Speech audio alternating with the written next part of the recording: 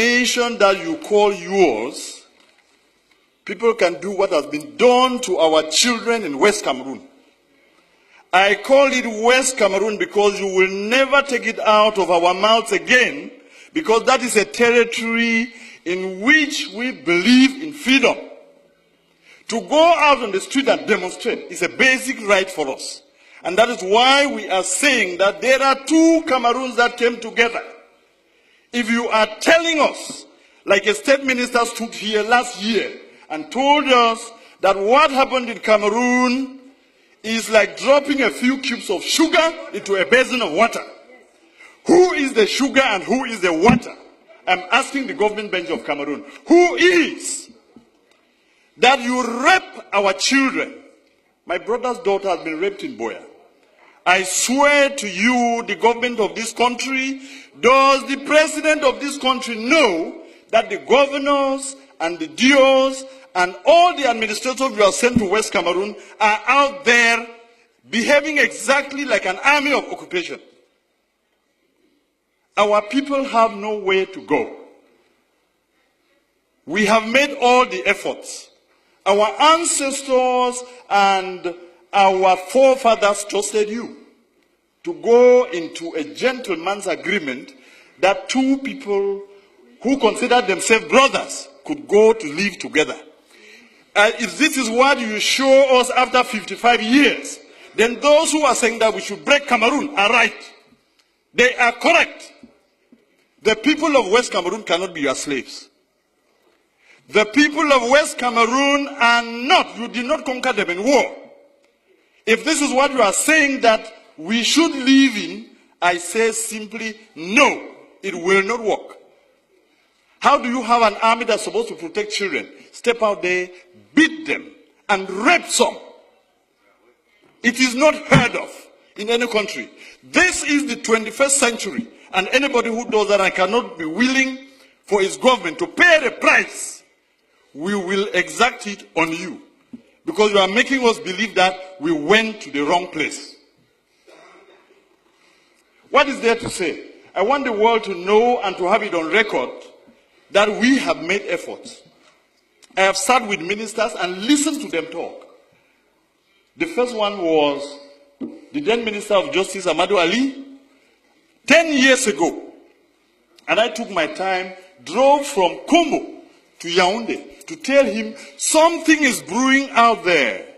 This thing that you people are sending gendarmes to beat people up and say all of these things, there is pain in West Cameroon. And as Minister of Justice, be very careful. What happens there? And he turned around, looked at me, and told me, Mr. Wirba, it is your people who choose to come here. He is alive. He told me. Last week, I went to see the Minister of Higher Education, Professor Famindongo, and I told him, the problems in Cameroon, the problem we have in West Cameroon, is the problem that will bring down Cameroon. If you do not handle it well, you will not know Cameroon as it is in a few months or in a few years.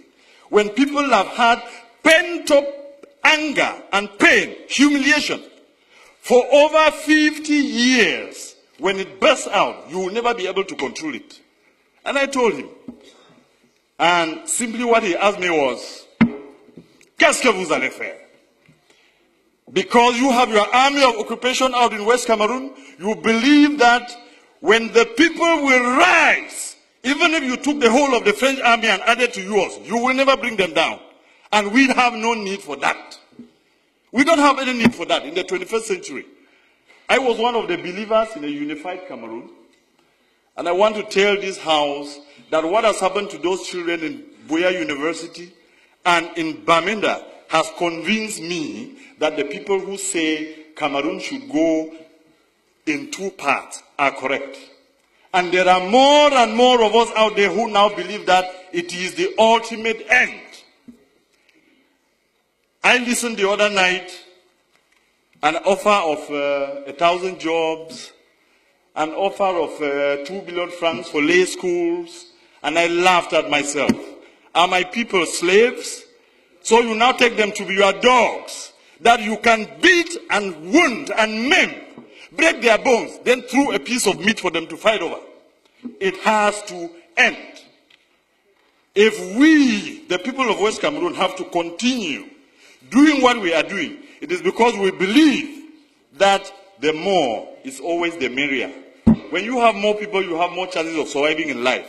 If the more people who are the people of East Cameroon have proven to us that our blood means nothing, then it is time for us to say it will soon be over.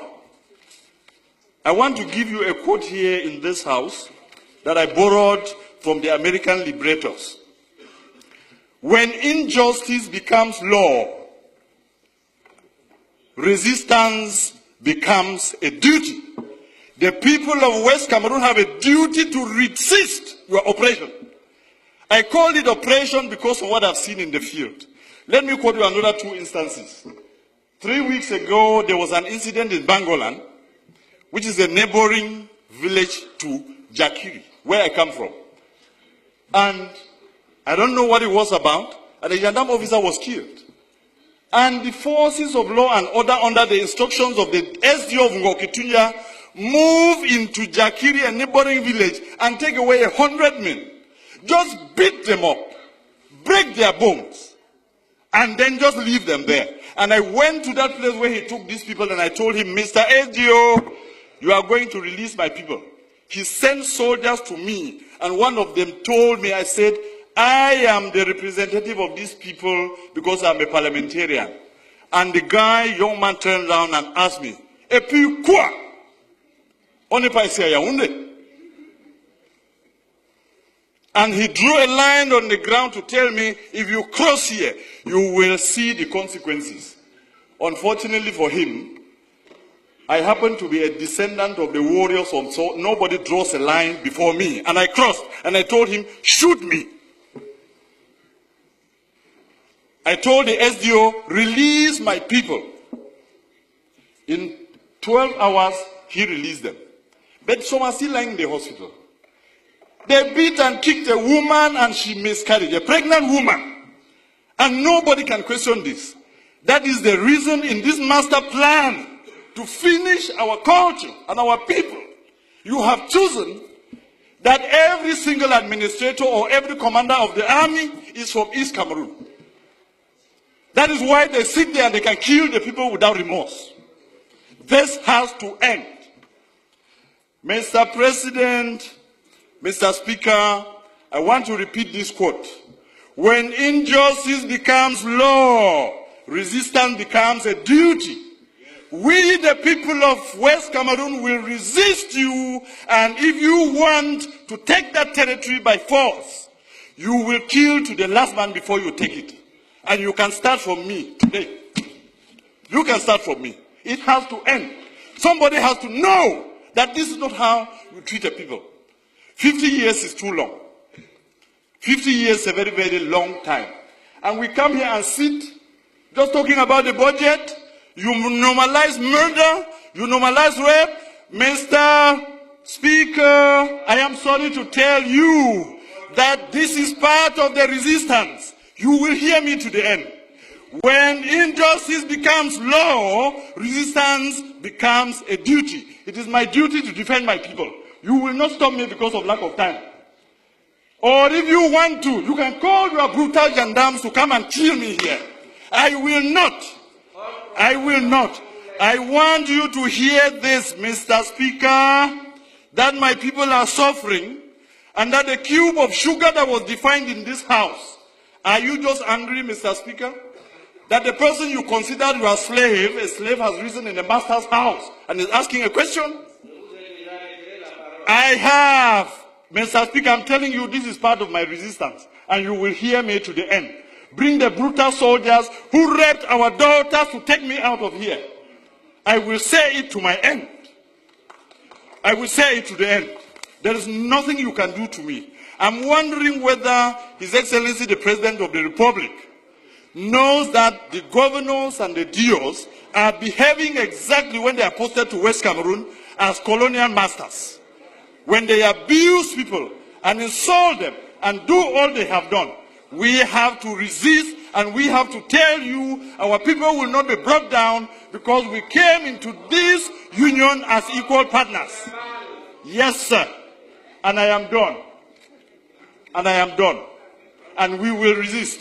And there is nothing you can do to stop us because this is part of our culture that we inherited. You people who fear every administrator and every ruler, we challenge our rulers, we take them to task, and that is why they are accountable. Thank you very much.